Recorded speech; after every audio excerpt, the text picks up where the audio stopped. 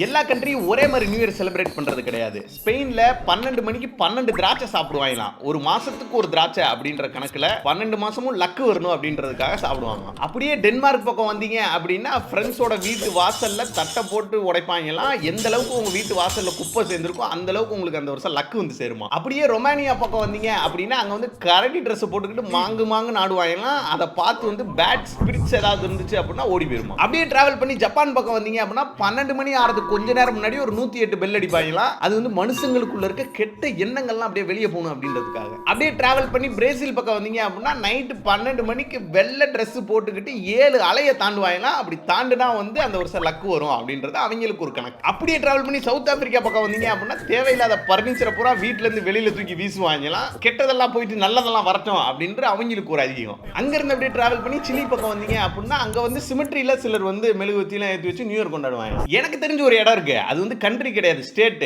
அங்க வந்து காலங்காலமா இந்த ஒரு பாட்டை போட்டு தான் நியூ இயர் கொண்டாடுறாங்க. அந்த பாட்டி தான்.